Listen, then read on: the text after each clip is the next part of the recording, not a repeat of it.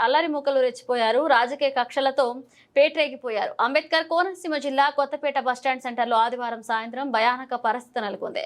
పోలీసులు ఎంత హెచ్చరించినా లెక్క చేయకుండా ఎదురుదాడికి దిగారు.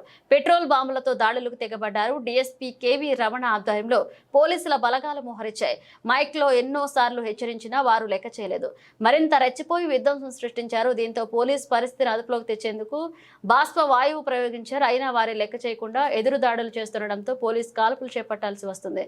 ఈ కాల్పుల్లో పలువురు గాయాలు కాగా ఒకరి పరిస్థితి విషమంగా మారింది. పోలీసు కాల్పుల అనంతరం అక్కడ పరిస్థితి అదుపులోకి వచ్చింది. కార్యక్రమంలో ఏఆర్ డీఎస్పీ సారథి, సిఐలు ఎం రామ్ కుమార్, సిఐ జేమ్స్ రత్నాకర్, స్థానిక ఎస్ఐ ఎం అశోక్, ఆలమూరు ఎస్ఐ శ్రీను పాల్గొన్నారు.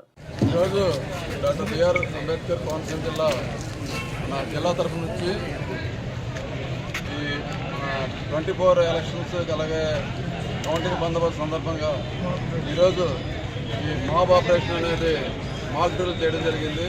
ఇందులో మన జిల్లా తరఫు నుంచి ఏఆర్ డిఎస్పీ గారు విజయసారథి గారు, అలాగే RI Sitaram and party Vajra vehicle, అలాగే ఒరిజినల్గా అన్లాఫుల్ అసెంబ్లీ అయ్యి ఎవరైనా సరే అల్లర్లు సృష్టించడానికి వచ్చినప్పుడు ఎటువంటి చర్యలు తీసుకుంటారో పోలీసు వారు అనేది ఇక్కడ మనం మాక్ డ్రిల్ చేయడం జరిగింది.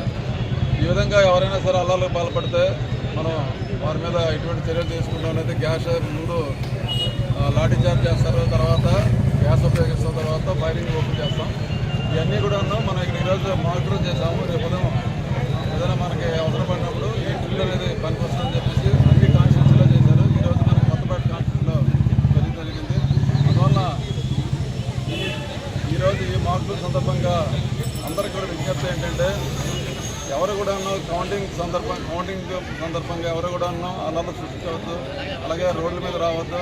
144 సెక్షన్ అలాగే 30 పోలీస్ యాక్ట్ అమల్లో ఉంది కాబట్టి ఎవరు కూడా విన్నింగ్ క్వశ్చన్స్ కానీ లేదంటే విజయోత్సవ సభలు కానీ రోడ్ల మీదకి వచ్చి ఫైర్ క్రాకర్స్ కానీ ఇవన్నీ నిషిద్ధం.